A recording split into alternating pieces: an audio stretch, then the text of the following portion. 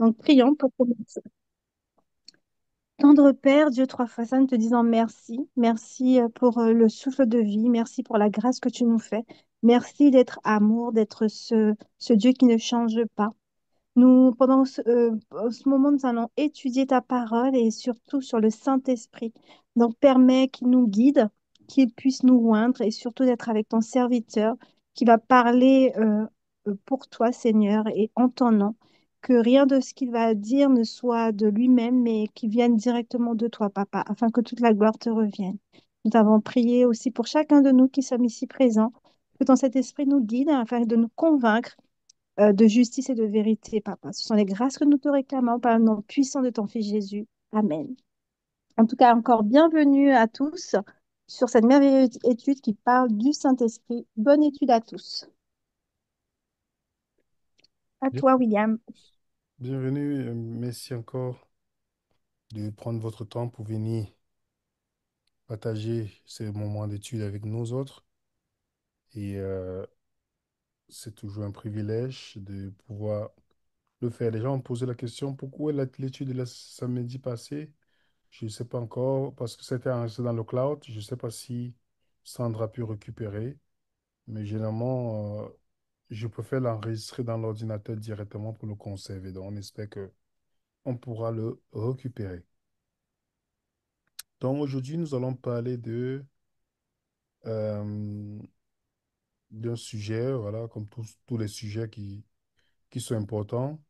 Et on avait parlé du baptême pour montrer que le baptême dans la Bible, euh, contrairement à l'idée dominante dans le monde chrétien, le baptême n'est pas que immersion, il est aspersion la plupart du temps dans les Écritures. Et après, nous sommes toujours dans l'optique de la liberté, mais on n'aime pas dans le dogmatisme. On peut dire non, le baptême, c'est l'immersion. Non. Quelqu'un ne peut pas. Si vous êtes un sérieux étudiant de la Bible, vous ne pouvez pas vous asseoir quelque part et le dire à moins que vous soyez ignorant ou endoctriné. Voilà les deux cas. Mais si vous êtes quelqu'un qui étudie la Bible, vous ne pourrez jamais rester dans une manière dogmatique sur le sujet. Donc, je vais partager l'écran. euh, pour notre partage d'aujourd'hui. Mylène, salut Mylène, ça va bien? Oui, salut Williams, je suis là, ça va bien. Bonjour à tous, bonsoir aussi. Attendez, j'ai un problème avec l'écran là. C'est bon, il me semble. Je dis pour moi, j'ai un problème Hmm, de, de juste un petit problème technique parce que tout affiche devant moi et j'ai la difficulté avec. Bon, hmm. là, tu vas m'aider dans la lecture. Oui, bien sûr, avec plaisir. Donc, avez-vous reçu le Saint-Esprit quand vous avez cru? Telle est la question. Avez-vous déjà entendu les gens vous dire que je suis rempli du Saint-Esprit ou j'ai le Saint-Esprit? Voilà tout ce que vous pouvez entendre dans le christianisme aujourd'hui. Je veux qu'on lise d'abord un texte dans la Bible avant d'entrer dans notre sujet. Je veux que tu puisses lire pour nous surtout ce qui est souligné, s'il te plaît, ma soeur. D'accord. Alors, donc, 1 Pierre 3, 20, 21. Alors, 21, cette eau était une figure du baptême. C'est disparu. Là, tu vois? Là maintenant. Alors, cette eau était une figure du baptême qui n'est pas la purification des souillures du corps, mais l'engagement d'une bonne conscience envers Dieu. Ok, dans le baptême, c'est une figure, l'eau, comme il prend l'histoire de Noé, le baptême d'eau n'est pas la purification des souillures, mais c'est l'engagement d'une bonne conscience. Par contre, le baptême du Saint-Esprit, le baptême d'eau comme une préfiguration, parce que j'ai une étude que je vais venir là-dessus, si Dieu nous le permet, vous allez voir que dans Actes chapitre 19, Paul rencontre des personnes. Il leur pose des questions. Tu vas lire pour nous, s'il te plaît, ma sœur. OK. Alors, il leur dit, Avez-vous reçu le Saint-Esprit Non, quand vous avez cru? tu peux lire au début encore Le pour qu'on puisse tout? rentrer dans le OK. contexte, s'il te plaît. OK. Pendant qu'Apollos était à Corinthe, Paul, après avoir parcouru les hautes provinces de l'Asie, arriva à Éphèse. Ayant rencontré quelques disciples, il leur dit, avez-vous reçu le Saint-Esprit quand vous avez cru? Ils lui répondirent, nous n'avons pas même entendu dire qu'il y avait un Saint-Esprit. Hmm. La question qu'on doit soulever ici, les gens qui répondent à Paul, est-ce des athées? Non, c'étaient des disciples. C'étaient des disciples. Il semble que le manque d'éducation concernant le Saint-Esprit n'a pas tardé à se faire ressentir dans l'Église. Quand on voit que un évangéliste comme Apollos était passé à Éphèse avant Paul. Apollos, vous savez que quand vous regardez l'histoire de l'Église, Apollos est passé à Éphèse avant Paul. Apollos était reconnu comme étant un homme éloquent dans Acte 18, instruit dans la voie du Seigneur, enseignant avec exactitude concernant le Jésus qui vous lisez Acte 18 à partir du verset 24 à 25. Donc même un grand dirigeant chrétien comme Apollos ne connaissait pas, n'avait pas enseigné ce sujet. Apollos était évangéliste. Il connaissait que le baptême des gens. Donc les disciples avouent franchement leur ignorance concernant le Saint-Esprit. Et Paul réagit en leur posant cette question. Quel baptême avez-vous reçu? La question, avant d'aller encore plus loin pour une prochaine question, est-ce possible, vous pouvez noter, hein, moi c'est comme ça que moi j'étudie la Bible, je me pose toujours les questions. Est-ce possible qu'on puisse être disciple du Christ savoir, sans rien connaître au sujet du Saint-Esprit, sans avoir reçu le Saint-Esprit lui-même quand on a cru? Parce qu'on ne peut pas recevoir le Saint-Esprit si on n'a jamais entendu parler de lui. Quelle est la raison pour laquelle Dieu vous donne quelque chose que vous ne connaissez pas? C'est la question, on doit se poser cette question. Parce que dans le christianisme aujourd'hui, on entend tout, tout son de cloche. Le Saint-Esprit est fondamental dans la nouvelle alliance des amis. Vous savez que dans la Bible est constituée des alliances. Ça, c'est si quelqu'un vous fait une étude biblique, sans vous parler des différentes alliances et les différents sceaux de chaque alliance dans la Bible, vous allez passer à côté de certaines réalités bibliques sans connaître parce qu'on vit les alliances marquent les différents temps bibliques. Dans l'ancienne alliance, dans l'alliance avec Noé, le sceau de l'alliance de Noé, c'est qu'est-ce que Dieu avait donné comme signe? Avec L'arc-en-ciel. Noé, c'est l'arc-en-ciel. Ouais. Quel était le sceau ou le signe de l'alliance avec Abraham? La circoncision, Circoncision. Quel était le signe de l'ancienne alliance? le sabbat. Le sabbat. Celui qui ne faisait pas comme la circoncision, tu es retranché. Maintenant, il y a les chrétiens qui pensent que le sabbat, c'est le signe de la nouvelle alliance. Ils ne vont jamais vous donner un seul verset biblique, sauf dans leur... Ils vont seulement halluciner. Parce que quand vous prenez les champignons hallucinogènes, là, vous savez, vous perdez la tête. C'est la seule chose qu'ils vont faire. Ils ne vont jamais vous donner un texte biblique. Pourtant, dans la nouvelle alliance, la Bible est claire que c'est le Saint-Esprit qui est le signe de la... et le sceau de la nouvelle alliance. Tu vas lire pour nous, s'il te plaît, ma sœur.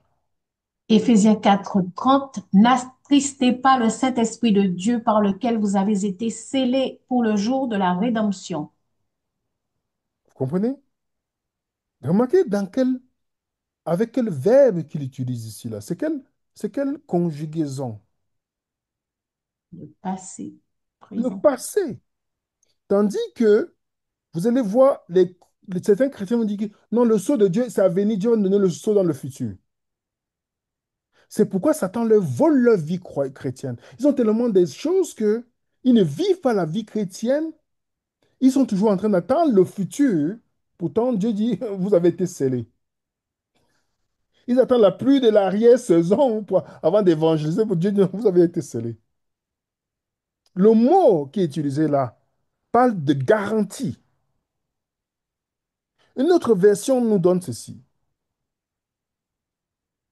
Et n'attristez pas l'Esprit Saint de Dieu dont vous avez été marqués comme d'un sceau pour le jour de la rédemption. Vous comprenez? Dans 2 Corinthiens 1, verset 21-22, il dit le même mot. Et celui qui nous a fermis avec vous en Christ et qui nous a oints, c'est Dieu, lequel nous a aussi marqués d'un sceau et a mis dans nos cœurs les arts de l'Esprit. Donc ce mot que vous voyez là, grec, c'est phrasegizo, qui parle de mettre un sceau, d'authentifier le croyant, de confirmer, de certifier. Vous savez que si vous envoyez une lettre qui n'est pas une lettre dans un document administratif du gouvernement, si ce n'est pas certifié, ça n'a aucune valeur. Aucune valeur. Imaginez le nombre de chrétiens qui ne sont pas certifiés.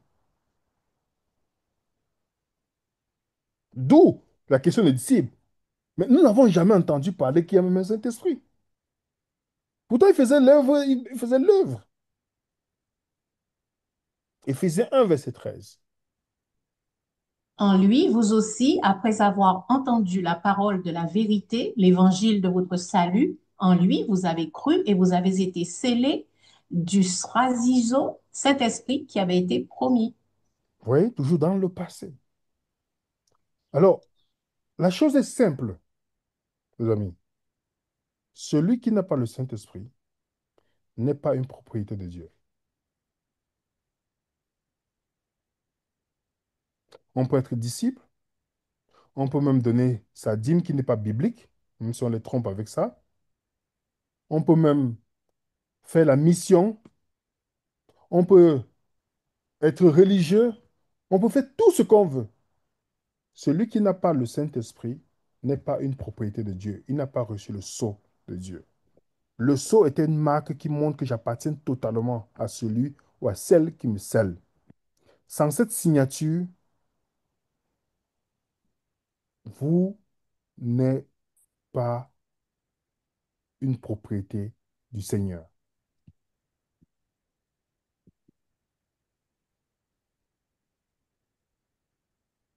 Là, c'est simple.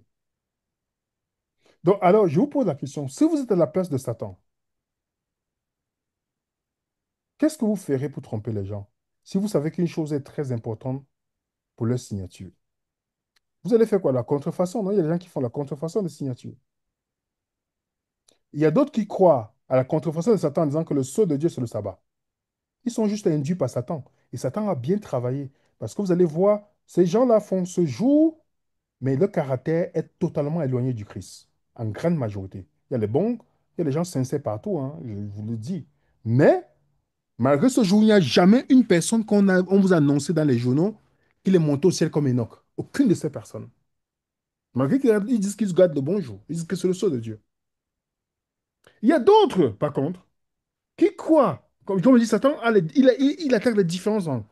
Il y a d'autres qui croient que c'est parce qu'ils vont avoir une expérience surnaturelle physique. Alors ils vont dire, mais c'est le Saint-Esprit qui est entré dans ma vie. Je vous donne une expérience. Voici dans l'église pentecôtiste, c'est à Montréal, à la ville Saint-Laurent, ville Saint-Laurent. Pour ceux qui connaissent l'arrondissement Saint-Laurent, à Montréal, c'est pas loin, c'est... Bon, je ne veux pas vous donner l'adresse pour que vous partez là-bas. J'avais eu à échanger avec l'un des pasteurs, celui qui baptise là, et on devait faire un débat, et puis à la fin, ils n'ont pas continué à accepter le débat. Bon, je respecte ça. Et Voilà le baptême où ils disent que quelqu'un a reçu le Saint-Esprit. Je vous laisse le soin d'écouter, de regarder. Et vous allez voir que, la même manière que certains trompent certains en leur disant que le sceau de Dieu sur le sabbat, et pourtant dans leur comportement, il n'y a rien de Jésus dedans, depuis des années qu'ils font cela. Moi-même, je l'ai fait, ça n'a pas changé quelque chose dans ma vie. Mais il y a l'autre extrême que vous allez voir en vidéo. Baptise maintenant au nom de Jésus-Christ pour le pardon de tes péchés. Tu recevras le don du Saint-Esprit baptisé au nom de Jésus.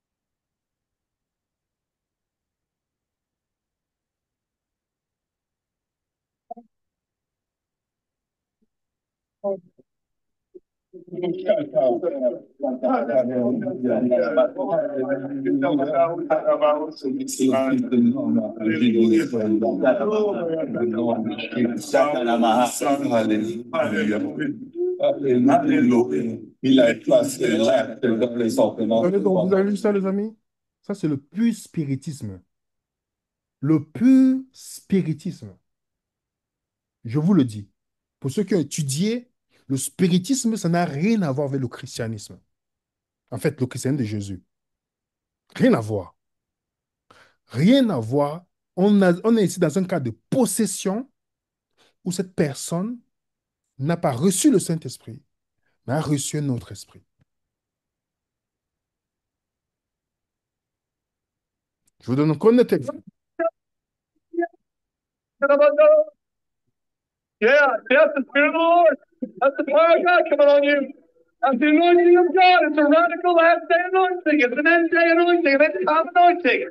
There it is, there it is, there it is, there it is, there it is, there it is, there it is, there it is, there it is, there it is, there it is, there it is, there it is. Vous n'avez pas remarqué?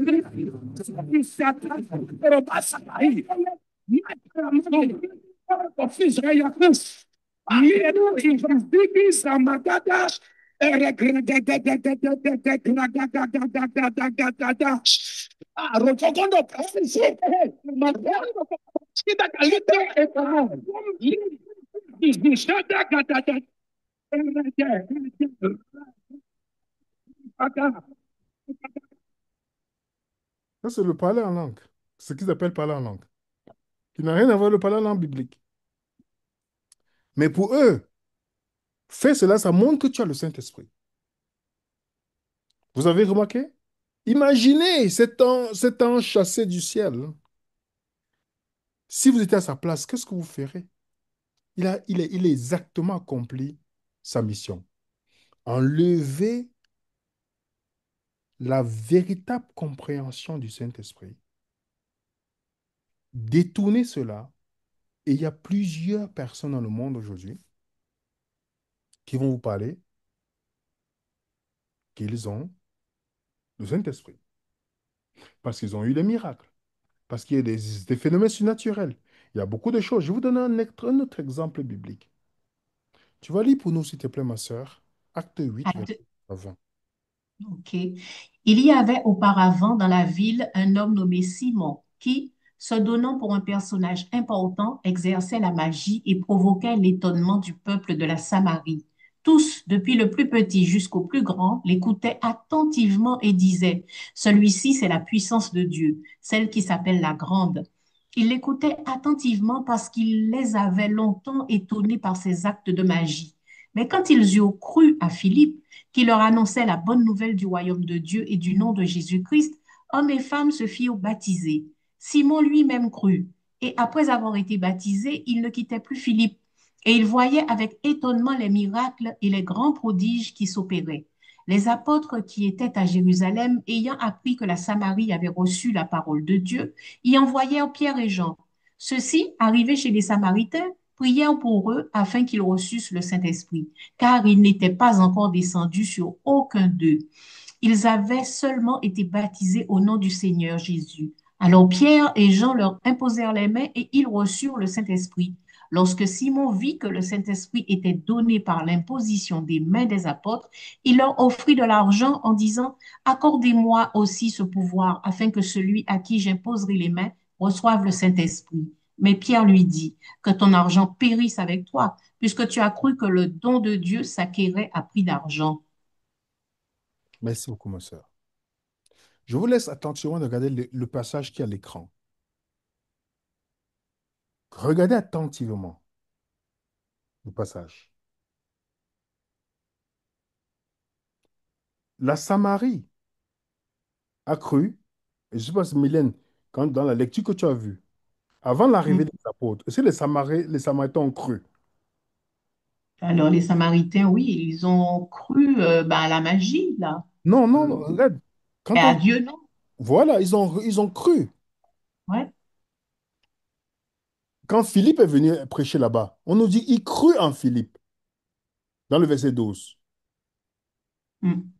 OK? Qui leur annonçait la bonne nouvelle du royaume. Il y a aussi Simon qui a cru, le magicien.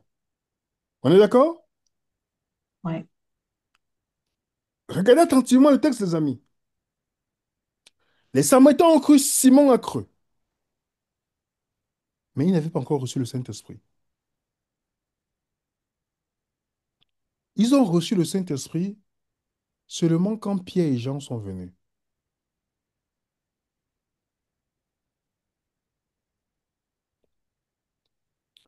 Est-ce que les Samaritains ont vu les miracles se produire quand Philippe était là? Oui. Oui. Donc, vous pouvez même être dans un endroit où il y a les miracles. Vous croyez à toutes ces choses, mais vous n'avez pas reçu le Saint-Esprit.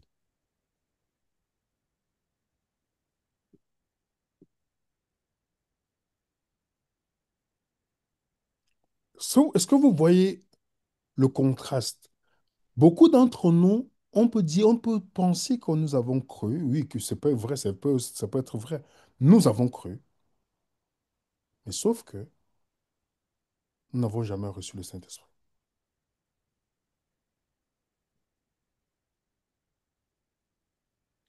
Deux questions. Deux questions suite à à Acte chapitre 8. La première question, si vous regardez dans le texte, vous allez voir que si vous regardez encore bien le texte, vous ne pouvez pas lire ce texte-là sans vous poser cette question-là. Il est impossible. À moins que vous lisez rapidement la Bible, mais que vous ne prenez pas le temps d'analyser les textes ou de demander que Dieu nous guide. Mais il est impossible que vous lisez ce texte sans voir ces deux questions que je vais donner. À moins, si vous n'avez pas vu, c'est que vous devez revoir comment vous étudiez par la grâce de Dieu. La première question, comment les disciples savaient que les Samaritains n'avaient pas encore reçu le Saint-Esprit? Mm. Comment ils savaient? Revenons sur le texte. Le verset 13. Simon lui-même crut, après avoir été baptisé, il ne quittait plus Philippe. Il voyait avec étonnement les miracles, les grands produits qui s'opéraient. Remarquez bien, il y avait les miracles. Les apôtres qui étaient à Jérusalem, ayant appris que la Samarie avait reçu la parole, ils envoyaient Pierre et Jean. Ceux-ci, arrivés chez les Samaritains, priaient pour eux, afin qu'ils reçussent le Saint-Esprit, car ils n'étaient pas encore descendus. Ils avaient seulement été baptisés au nom du Seigneur. Alors Pierre et Jean leur imposaient les mains. Alors comment ils ont su qu'ils n'avaient pas reçu?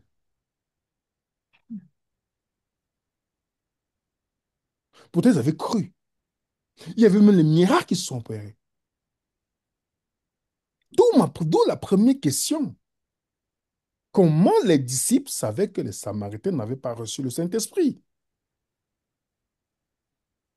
Est-ce possible que tu peux savoir que quelqu'un n'a pas reçu le Saint-Esprit? Deuxième question. Comment les disciples savaient qu'après avoir imposé les mains, que les gens ont reçu le Saint-Esprit? Je reviens dire le texte. Verset 17. Alors Pierre et Jean leur imposaient les mains, ils reçurent le Saint-Esprit. Comment ils ont su qu'ils ont reçu? Au point où Simon voulait acheter avec de l'argent. Ouais, il y a deux questions devant nous. Je vous laisse méditer là-dessus. Les Samaritains ont vu les miracles se produire. Donc, quand vous partez dans vos bâtiments religieux, vous dites, ah, mon pasteur qui n'existe pas dans la Bible, heureusement, et il fait les miracles, il y a les miracles, tout ça, oh, là, après les... Mais ça peut, vous pouvez aller dans tous ces endroits. Ça n'avez pas dit que vous avez reçu le sceau de Dieu, le Saint-Esprit.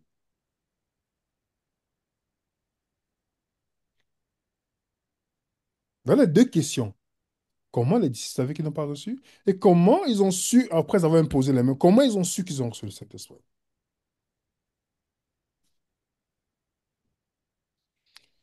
Je vais vous donner quelques passages dans la Bible où les gens peuvent savoir qu'on a reçu, que ceux avec qui ils étaient ont reçu le Saint-Esprit.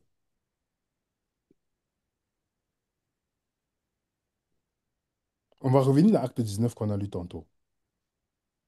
On va relire, ma soeur, s'il vous plaît. 19, 1 à 5. Pendant qu'Apollos était à Corinthe, Paul, après avoir parcouru les hautes provinces de l'Asie, arriva à Éphèse. Ayant rencontré quelques disciples, il leur dit, avez-vous reçu le Saint-Esprit quand vous avez cru? Ils lui répondirent, nous n'avons pas même entendu dire qu'il y ait un Saint-Esprit. Il dit, de quel baptême avez-vous donc été baptisés? Et ils répondirent, du baptême de Jean. Alors Paul dit, Jean a baptisé du baptême de repentance, disant au peuple de croire en celui qui venait après lui, c'est-à-dire en Jésus. Sur ces paroles, ils furent baptisés au nom du Seigneur Jésus. Lorsque Paul leur eut imposé les mains, le Saint-Esprit vint sur eux et ils parlaient en langue et prophétisaient. Ils étaient en tout environ 12 hommes. Voilà. Maintenant, je vais vous poser une question simple. Comment Paul a su qu'ils ont reçu le Saint-Esprit?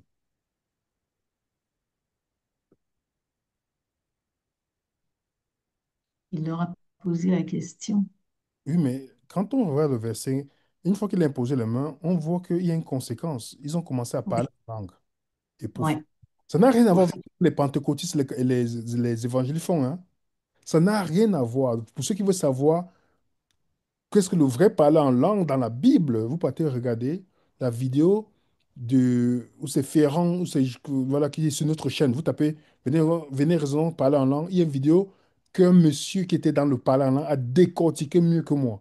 C'est pourquoi je préfère vous suggérer cette vidéo-là. Vous n'allez pas être déçus. C'est sur notre chaîne YouTube. Mais on parle ici du véritable parler en langue, pas de charabia et toutes ces choses démoniaques que ces gens font là, que ce soit dans le pentecôtisme ou l'évangélique charismatique là. Ça n'a rien à voir avec les Saintes Écritures. Si quelqu'un est évangélique et pentecôtiste ici et offensé, c'est pas pour vous offenser, c'est une vérité. Et si vous voulez en discuter plus ou faire un débat, on est disponible pour cela. Pour vous montrer qu'on n'est pas fait, on est disponible. Donc regardez que Paul, une fois qu'il a imposé la main, ils ont parlé en langue, ils ont prophétisé.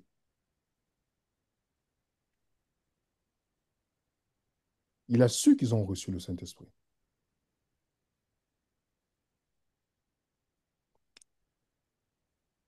Le baptême de Jean, le baptême que Jésus apporte, pour ça, j'ai une autre étude pour montrer le baptême de Jésus. Il y avait une évidence extérieure et immédiate après que Paul a prié pour eux. Regardez-nous un cas, un autre exemple. Acte 10, 44-48. Comme Pierre prononçait encore ces mots, le Saint-Esprit descendit sur tous ceux qui écoutaient la parole. Tous les fidèles circoncis qui étaient venus avec Pierre furent étonnés de ce que le don du Saint-Esprit était aussi répandu sur les païens, car ils les entendaient parler en langue et glorifier Dieu. Alors Pierre dit, peut-on refuser l'eau du baptême à ceux qui ont reçu le Saint-Esprit aussi bien que nous? Et il ordonna qu'ils fussent baptisés au nom du Seigneur, sur quoi ils le prièrent de rester quelques jours auprès d'eux. Regardez toujours la même chose. Pierre prononçait encore ces mots. La parole de Dieu est prêchée, le Saint-Esprit descendit. On ne dit pas qu'ils ont descendu sur ceux qui écoutaient la parole.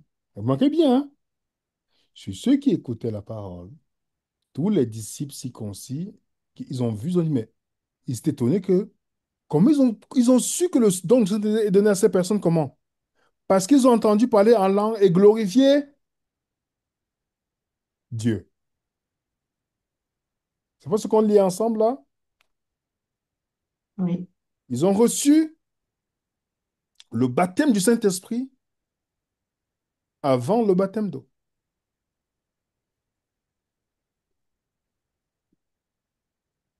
Est-ce qu'il y a une évidence extérieure chez Corneille? On avait expliqué que le baptême chez Corneille n'était pas par immersion. Il n'y avait pas de piscine dans la maison de Corneille. Parce que dans la Bible, on a démontré qu'il y avait l'aspersion qui était répandue dans les Écritures. Bien que l'immersion n'est pas interdite. Mais on est resté dans le logiciel. Ce qui fait que les gens, parfois, quand vous parlez de baptême, ils pensent que c'est seulement l'immersion. Mais voilà les gens qui ont reçu le baptême du Saint-Esprit avant le baptême d'eau. Est-ce que vous connaissez Corneille? Corneille, c'était un homme bien. Il faisait du bien. Il était généreux, mais il n'avait pas encore reçu le Saint-Esprit. Est-ce que les disciples circoncis, donc c'est-à-dire les Juifs qui étaient là, ont remarqué qu'ils ont reçu le Saint-Esprit, Mylène? Mhm. Voilà. Oui. On voit toujours que les gens voient sur les autres qu'ils ont reçu le Saint-Esprit. Mm. Ils voient toujours l'évidence. Vous avez remarqué ça? Je vous donne encore notre troisième témoin. Regardez ce que, avant de donner notre troisième témoin, regardez ce que Pierre dit. De 11, 15 à 17. Et lorsque je me fus mise à parler, le Saint-Esprit descendit sur eux comme sur nous au commencement. Et je me souvins de cette parole du Seigneur. Jean a baptisé d'eau, mais vous, vous serez baptisés du Saint-Esprit. Or, puisque Dieu leur a accordé le même don qu'à nous, qui avons cru au Seigneur Jésus, pouvais-je, moi, m'opposer à Dieu? Voilà. Lorsque je me fus mis à parler, à prêcher, à donner à expliquer l'évangile, le Saint-Esprit descendit sur eux comme sur nous au commencement. Au commencement, comment ça s'est passé chez eux? Donc, il dit que c'est pareil. Il n'y a pas de différence entre ces incirconcis et nous. Donc, il voit l'évidence. Au commencement, acte 2. Voilà, oui, acte 2, 4. Et ils furent tous remplis du Saint-Esprit et se mirent à parler en d'autres langues, selon que l'Esprit leur donnait de s'exprimer. Ah, est-ce que c'est la même chose qu'ils ont eu? Est-ce qu'ils ont eu une évidence extérieure? Oui. Voilà. Maintenant, vous allez comprendre pourquoi est-ce que pour les disciples et le temps des apôtres, c'était le parler en langue et la glorification de Dieu, comme on voit dans Actes. Vous allez voir que pour eux, pour nous, ce n'est pas la même chose. Vous allez voir. Mais pour les apôtres dans le temps, parce qu'il y avait une prophétie spécifique que Dieu avait donnée, que quand ils vont remarquer ce moment-là, ça veut dire que la fin de l'ancienne alliance est prononcée. Ils vivent les derniers jours. Donc, c'est pourquoi la Bible est magnifique. Si vous ne comprenez pas les alliances, si vous ne comprenez pas les temps bibliques, comme l'ancienne alliance, la nouvelle alliance, vous ne faites pas la distinction, c'est quoi, vous ne comprenez pas les termes bibliques, c'est quoi le dernier jour, c'est quoi la fin des temps dans la Bible. Vous allez passer à côté de certaines vérités profondes. Je vous dis, les amis, voici encore un signe évident. Mais en étudiant, je me suis dit, mais pourquoi je suis parti dans des dénominations. Les gens disaient qu'ils ont le sceau de Dieu qui est le sabbat. J'ai fait la dénomination, ils ont le sceau de Dieu. Mais personne ne pouvait dire, ah, telle personne a vraiment eu le vrai sceau. Parce que tout le monde faisait le bonjour. Mais je vous rappelle que la plupart des gens avec qui on était, ils attendaient que le soleil se couche. pour faire les activités. Ils pensaient à les activités déjà dans le sol. Ils disaient qu'ils ont le seau. Ils n'aimaient pas ce jour-là. Ils font semblant. C'était les acteurs de Hollywood en première classe. J'étais parmi. Et je me sois, je me dis, mais les apôtres, ils voient que quelqu'un a le Saint-Esprit, a reçu le sceau, donc quelqu'un est scellé. Moi, comment je suis passé à côté de ça? Sans voir qu'il y avait un signe extérieur, une évidence extérieure. Je ne sais pas si vous, en regardant cette étude ou en cette étude, vous vous êtes posé cette question une fois que vous avez vu tous ces liens, en disant, mais il y a toujours une confirmation extérieure que la personne a reçu le Saint-Esprit. C'est que Satan a fait la contrefaçon chez les pentecôtistes et les évangéliques. Tandis que certaines personnes qui sont contre les pentecôtistes évangéliques vont vous parler, ils vont pas trop parler du Saint-Esprit parce qu'ils ont peur que ils vont assimiler ça à ce que les pentecôtistes croient. Donc ça crée la confusion. Il y a le camp de ceux qui disent, oh, on ne veut pas trop de choses. Oh, on voit de l'autre côté, il y a trop de choses bizarres. Donc, vous voyez que Satan a bien joué là-dedans. La raison pour laquelle, au temps des apôtres, est-ce que le temps des apôtres, ça marquait, est-ce qu'on était à la fin, est-ce que l'ancienne alliance était terminée? Non. Voilà. Il y avait une prophétie que Dieu avait donnée qui devait montrer qu'ils vivent les derniers moments de l'ancienne alliance. Et ça va, quand le Saint-Esprit va venir, ça va se manifester ainsi. On va aller dans Actes chapitre 2. Tu vas d'abord lire versets 37 à 41, ma soeur, s'il te plaît. D'accord. Après avoir entendu ce discours, ils eurent le cœur vivement touché, et ils dirent à Pierre et aux autres apôtres, Hommes frères, que ferons-nous? Pierre leur dit, Repentez-vous et que chacun de vous soit baptisé au nom de Jésus-Christ pour le pardon de vos péchés, et vous recevrez le don du Saint-Esprit. Car la promesse est pour vous, pour vos enfants, et pour tous ceux qui sont au loin, en aussi grand nombre que le Seigneur notre Dieu les appellera. Et par plusieurs autres paroles, il les conjurait et les exhortait, disant, Sauvez-vous de cette génération perverse. Ceux qui acceptèrent sa parole furent baptisés, et en ce jour-là, le nombre des disciples s'augmenta d'environ 3000 âmes. Vous voyez comment il a dit, vous allez être baptisés, après vous allez recevoir le don du Saint-Esprit. Car la promesse est pour vous. Quelle promesse? Quelle était la promesse là que les apôtres, les bas apôtres, vous voyez comment il y a les manifestations là, c'était pas à cause d'une promesse. Joël chapitre 2. Après cela, je répandrai mon esprit sur toute chair. Vos fils et vos filles prophétiseront, vos vieillards auront des songes et vos jeunes gens des visions. Même sur les serviteurs et sur les servantes, dans ces jours-là, je répandrai mon esprit. Regardez ce que le même apôtre utilise le prophète Joël pour dire comment ça s'est accompli. Mais c'est ici ce qui a été dit par le prophète Joël. Dans les derniers jours, dit Dieu, je répandrai de mon esprit sur toute chair. Vos fils et vos filles prophétiseront, vos jeunes gens auront des visions et vos vieillards auront des songes. Oui, sur mes serviteurs et sur mes servantes, dans ces jours-là, je répandrai de mon esprit et ils prophétiseront. Joël n'a jamais mis dernier jour. Mais Pierre prend cette promesse, l'applique au dernier jour. Dernier jour de quoi? Pour ceux qui veulent savoir c'est quoi dernier jour, on a fait la vidéo là-dessus. Parce que les gens pensent que ah, c'est la fin des temps. Non, non, non, non, non. C'est les derniers jours de l'ancienne alliance. C'est les derniers jours de l'ancienne alliance. La question qu'on doit se poser, sommes-nous au temps de Joël? Est-ce que cette promesse s'applique à vous et moi? Sommes-nous dans les derniers jours décrits par Pierre au sujet de Joël ici? Ou nous sommes dans un autre temps? Si oui, quelle est la promesse qui s'applique à moi dans le temps que nous vivons? Parce que Dieu avait déjà donné la promesse depuis, par rapport au temps de... C'est pourquoi vous voyez qu'il y a toujours une manifestation extérieure. Il y avait toujours le parler en langue, le vrai. Il y avait toujours une manifestation extérieure. Dieu l'avait déjà donné. Et je vous donne pourquoi est-ce qu'il y avait toujours les langues dans l'Ancien Testament que Dieu donne. Tu vas lire pour nous 1 Corinthiens Ouais. 14, 21, 22. Dans la loi, il est écrit, c'est par des hommes aux langues étrangères, par des lèvres d'étrangers que je parlerai à ce peuple. Mais même alors, ils ne m'écouteront pas, dit le Seigneur. Ainsi, les langues sont un signe non pas pour les croyants, mais pour les incroyants, tandis que la prophétie est un signe non pas pour les incroyants, mais pour les croyants. Vous voyez la différence? Les pentecôtistes sont dans une grande confusion. Ils ne savent même pas d'abord d'où. Pourquoi Paul dit, dans la loi, il est écrit, c'est pas la langue des étrangers.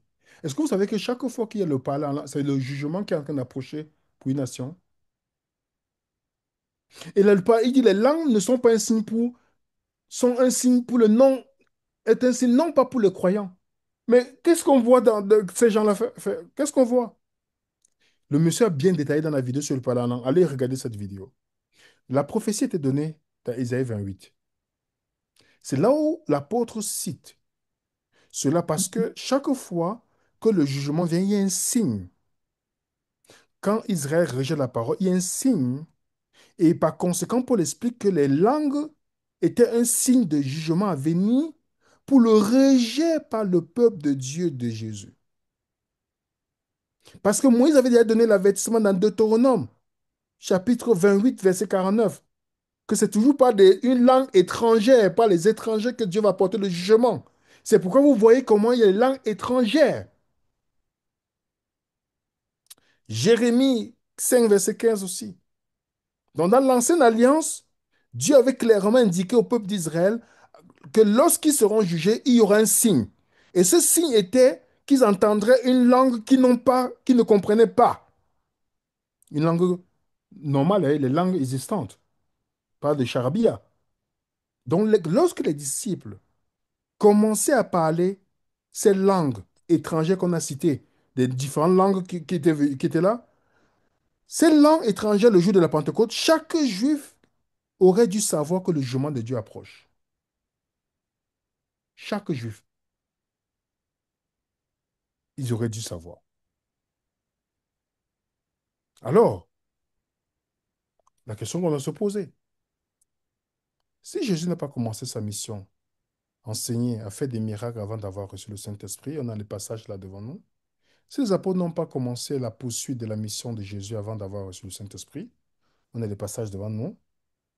Alors, comment pouvons-nous penser qu'un nouveau chrétien peut commencer à suivre Jésus, à marcher avec persévérance comme les apôtres sans avoir reçu le Saint-Esprit? C'est la vraie question qu'on a à se poser. Jésus donne la promesse avant que je conclue. Tu vas lire pour nous, ma soeur? Et si vous m'aimez, gardez mes commandements. Un endoctriné va dire qu'il parle des 10 commandements ici. Quels sont les commandements de Jésus? Tu aimeras le Seigneur ton Dieu et ton prochain comme toi-même. Lui-même le dit dans Jean 15. Tu peux lire, ma soeur. C'est ici mon commandement, aimez-vous les uns les autres comme je vous ai aimé. Vous comprenez? Donc, Jésus dit, si vous m'aimez, donc, si vous avez un amour inconditionnel avec vos prochains, et moi, je prierai le Père pour qu'il vous donne un autre consolateur, afin qu'il demeure éternellement avec vous. L'esprit de vérité que le monde, en fait, les gens qui vivent selon le monde ne peuvent recevoir. Parce qu'ils ne le voient point, ils ne le connaissent point. Donc, si vous ne connaissez pas l'esprit de vérité, vous n'allez jamais le recevoir. Si vous ne le connaissez pas, vous n'allez pas le recevoir, car il demeure avec vous, présent, par le disciple à ce moment-là, et il sera en vous futur. Je ne vous laisserai pas orphelin, je viendrai à vous. La question on doit se poser, les amis, quelle est la promesse qui s'applique aux chrétiens de la Nouvelle Alliance? Comment, la même manière qu'on a pu savoir à la fin de l'Ancienne Alliance, comment on pouvait savoir que les gens ont reçu le Saint-Esprit? Est-ce qu'aujourd'hui, vous pouvez vous asseoir et regarder la promesse? Est-ce que vous connaissez la promesse où Dieu a donné, qu'il a donnée pour le croyant de la Nouvelle Alliance? Est-ce que vous pouvez identifier par cette promesse-là si quelqu'un a eu le Saint-Esprit? Je vais m'arrêter d'abord ici. Ça, c'est la première partie. On va prendre des questions et on fera la deuxième partie la prochaine fois. Amen. Gloire à Dieu pour cette belle étude sur le Saint-Esprit qui puisse nous convaincre. Donc, le chat est ouvert et n'hésitez pas à aussi lever la main pour poser vos questions. Donc, on vous laisse quelques minutes de temps de réagir. Alors, le chat est ouvert.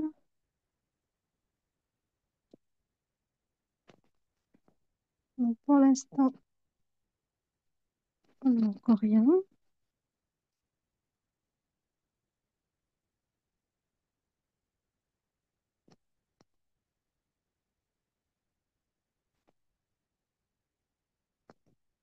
Non, ben, William, pour l'instant, on n'a rien encore. Ah oui, on a Camille. Alors, Camille, allez-y, Camille B. Bonjour Camille. Bonjour tout le monde. Alors, je voulais juste savoir, vu qu'on a vu des exemples, notamment la Pentecôte, etc., il y a quand même des signes très forts qui se produisent. Donc, est-ce que quand le Saint-Esprit est là, il y a forcément des choses, pas qui sont forcément miraculeux, quoique quand on regarde par les différentes langues, c'est quand même miraculeux. Mais est-ce que l'expérience du Saint-Esprit peut vivre avec des choses, disons, plus modestes, ou il y a forcément quelque chose d'incroyable qui se passe? C'est ma question. Merci Camille.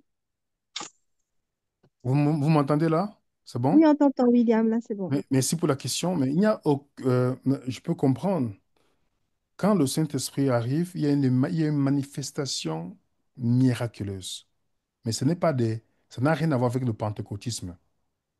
Je vous donne un exemple. Si vous voyez dans la Bible les promesses que Dieu a données sur le Saint-Esprit pour le croire dans la Nouvelle Alliance, vous allez voir que c'est toujours un miracle. Quel est le plus grand miracle qui peut arriver dans la vie d'un croyant? C'est la transformation du croyant. Hmm.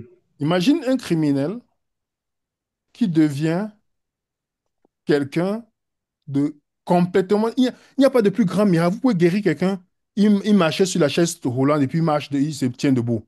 Oui, on va dire, ah oui, super. Mais quelqu'un qui était criminel, quelqu'un qui était tueur, voleur, prostitué, tout ce que tu peux citer, et que la personne devient une nouvelle créature, c'est le plus grand des miracles qui peut exister dans la vie. Hmm. Il n'y a pas de miracle qui est comparé à ça. Ça choque quand tu vois quelqu'un qui était à fond dans le mal et que subitement la vie, je ne parle pas de ceux qui sont par le zèle, il y a des gens qui ont changé en un mois, c'est un zèle seulement extérieur, juste parce que, oh oui, ma vie ne donnait pas, mais c'est Jésus, tout et tout, mais est-ce qu'à à la longue, c'est ça qui devient un immense témoignage. C'est le meilleur argument pour le christianisme, une vie changée radicalement. Tu ne peux pas l'expliquer? Pourquoi Jésus dit, le vent souffle, il veut, quand le vent souffle, tu ne sais pas, tu vois seulement la feuille bouger, donc les conséquences, c'est sur la feuille. Mais tu ne sais Mhm. pas la direction du vent. Donc, ça, c'est le plus grand des miracles. On en parlera sur la deuxième partie, si Dieu permet. Ok, non mais c'est très bien. Ok, merci. Merci Camille.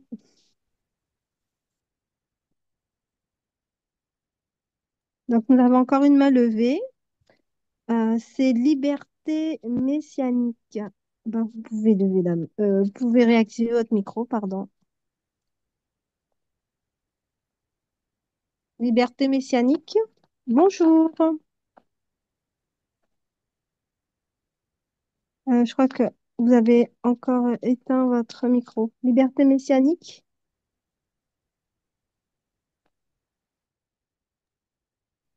Voilà, c'est bon. Vous pouvez parler. Ah ben vous avez encore éteint, je sais pas. Faut essayer d'appuyer qu'une fois.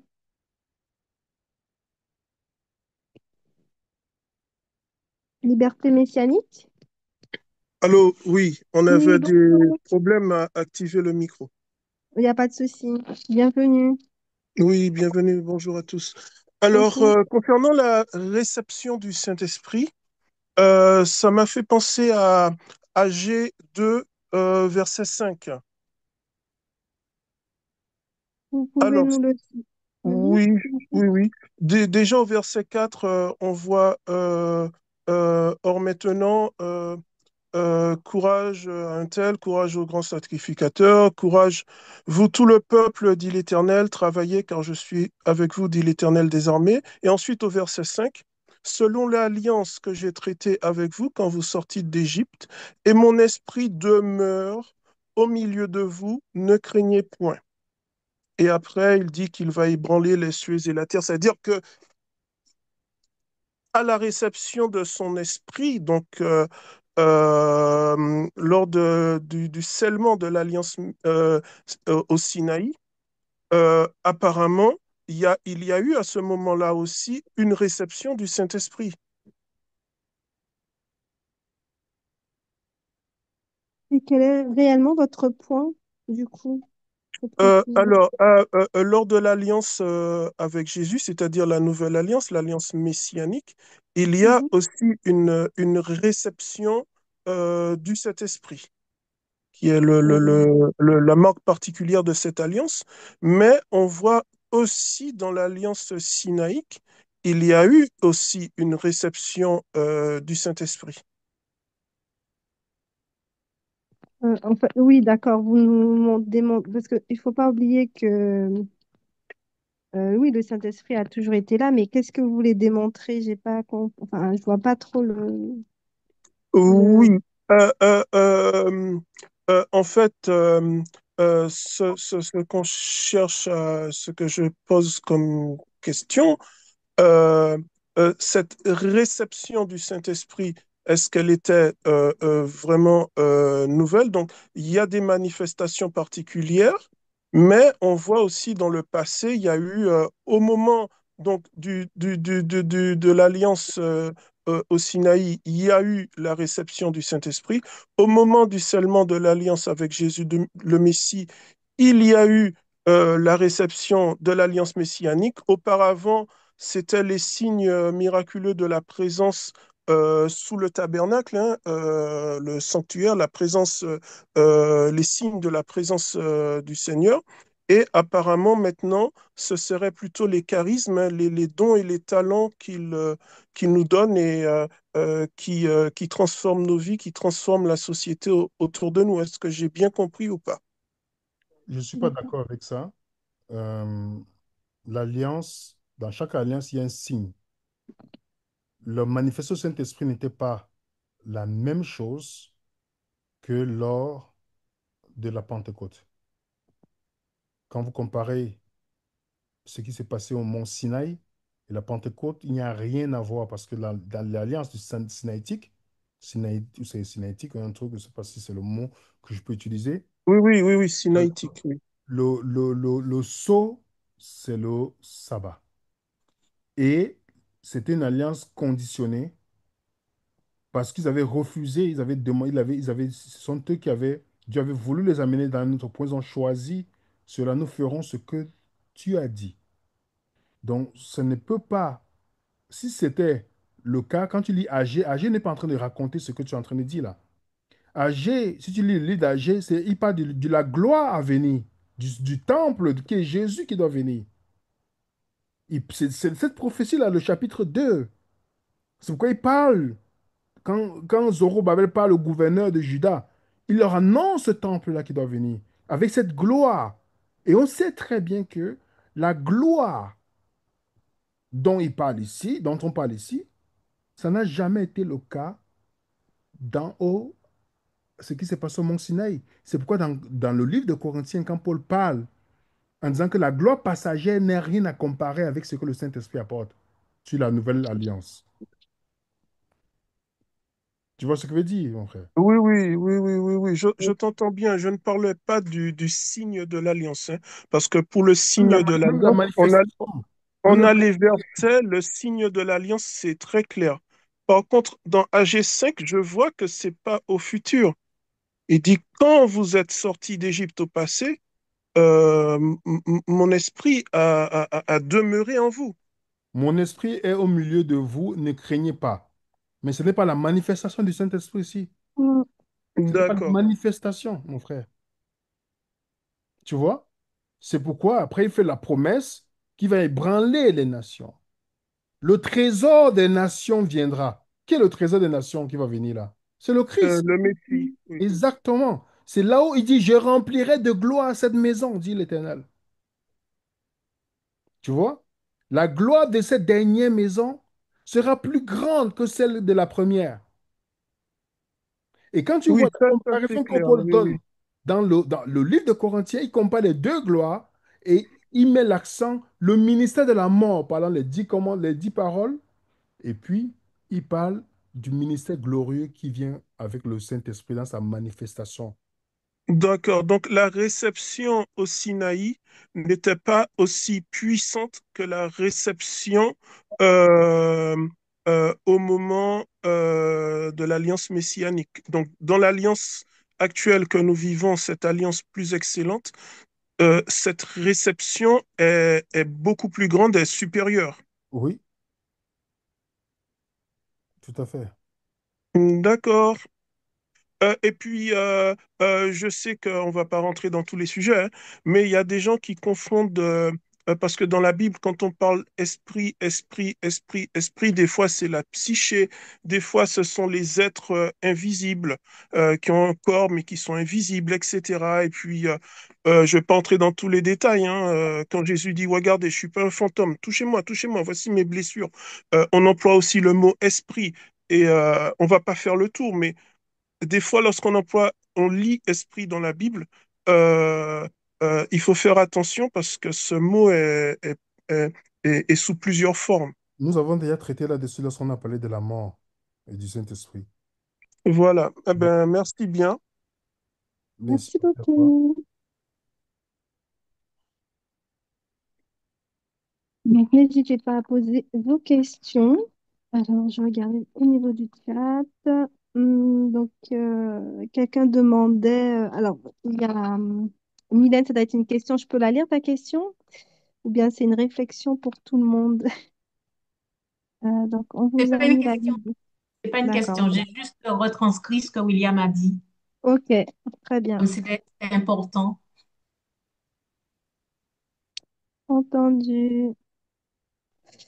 Donc, on vous a envoyé le lien de la vidéo dans le chat pour ceux que ça intéresse pour me parler en langue. Donc, n'hésitez pas à cliquer dessus. Alors, on a une question de iPhone qui dit, pourquoi ne parlez-vous pas de l'imposition des mains, démarche essentielle pour demander la réception du Saint-Esprit après le baptême? L'imposition des mains est généralement liée au miracle effectué par les disciples. Je veux comprendre. Allô?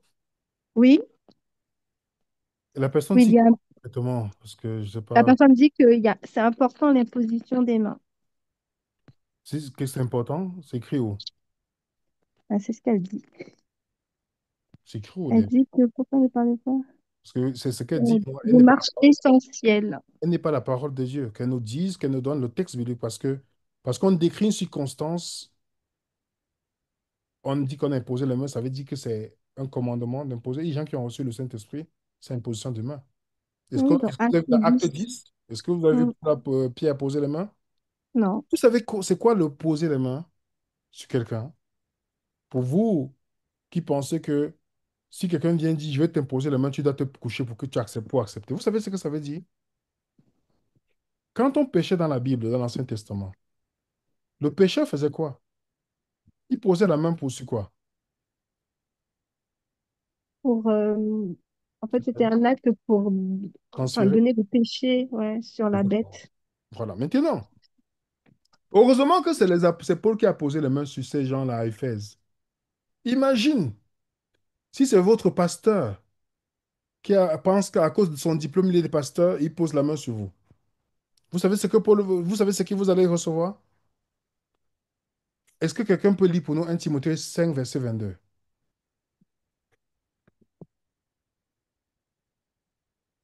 Timothée 5, 22. Oui. Mylène, si tu as Euh, trouvé, je te j'y laisse. suis, j'y suis. N'impose les mains à personne avec précipitation et ne participe pas au péché d'autrui. Toi-même, conserve-toi pur. Est-ce que vous savez que vous pouvez participer au péché de quelqu'un? Heureusement, c'est les apôtres. Paul qui a posé là-bas. Mais il n'y a pas, ce n'est pas un commandement ni une recommandation dans la Bible d'imposer les mains pour que quelqu'un reçoive le Saint-Esprit. Jean-Baptiste était rempli du Saint-Esprit. On vous a jamais dit quelque part que quelqu'un lui a posé les mains pour qu'il reçoive le Saint-Esprit. Même Jésus. Il a parlé. Même Jean-Baptiste n'a pas posé les mains sur Jésus Ouais. pour qu'il reçoive le Saint-Esprit. Donc, il ne faut pas faire la confusion entre ce qui est raconté et ce qui est prescrit. On te raconte une circonstance, mais ce n'est pas la prescription de ce qui se passe en fait. La prescription, c'est de recevoir le Saint-Esprit, mais ce n'est pas d'imposer les mains. Vous voyez la différence? C'est pourquoi c'est très important, mes frères et sœurs.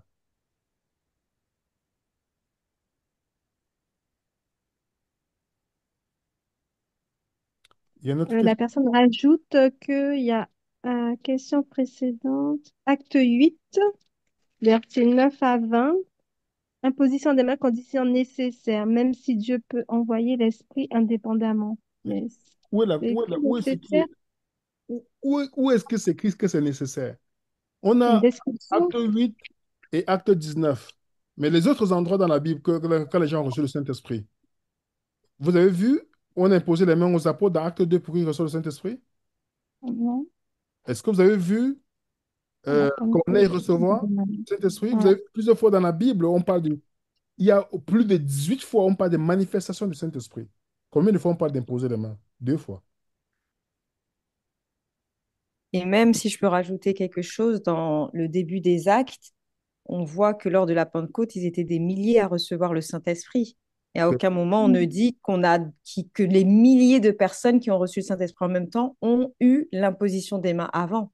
Voilà. C'est pourquoi Ouais. il C'est faut pas faire une condition à sortir, indispensable. avoir quelque chose qui nous intéresse, peut-être ça peut vous attirer quand vous voulez qu'on vous pose les mains. Mais si vous, c'est ce que vous aimez, nous on respecte ça, mais faites attention qui vous pose les mains. Je vous rappelle, parce que si vous connaissez la symbolique, allez seulement étudier le Lévitique. Si vous comprenez la symbolique de poser les mains, vous allez réfléchir deux fois. Regardez le jeune homme qui a tremblé dans la vidéo là, quand le monsieur a posé la main sur lui.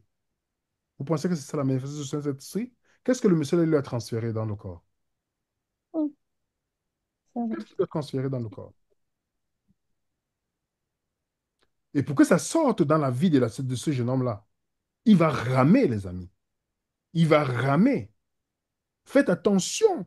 Quand vous voyez comment ces gens veulent toujours vous toucher dans ces églises-là, ils veulent toujours vous toucher pour que vous tombez. Ils veulent toujours. Il y a une raison mystique derrière. Il y a une raison mystique. Même dans ta chambre, le Seigneur peut te donner le Saint-Esprit. Ma soeur ou mon frère qui a posé cette question. Merci, William. On a une question de Galaxy S05 qui dit, si je me trouve en un lieu où il y a des manifestations miracles et autres, tout cela opéré par quelqu'un qui n'a pas reçu le Saint-Esprit.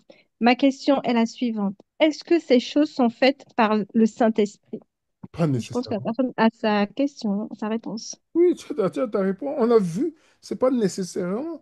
Donc, on a vu dans l'acte 8 comment Philippe a fait les trucs, mais ces gens n'avaient pas reçu le Saint-Esprit.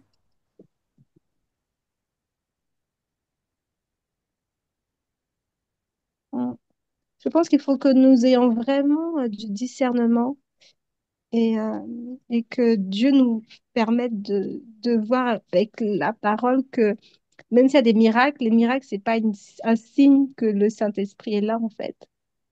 Et que Dieu nous permette d'éprouver, enfin, de dire, OK, la personne a fait telle chose, mais est-ce que c'est ce que Dieu demande, en fait, tout simplement?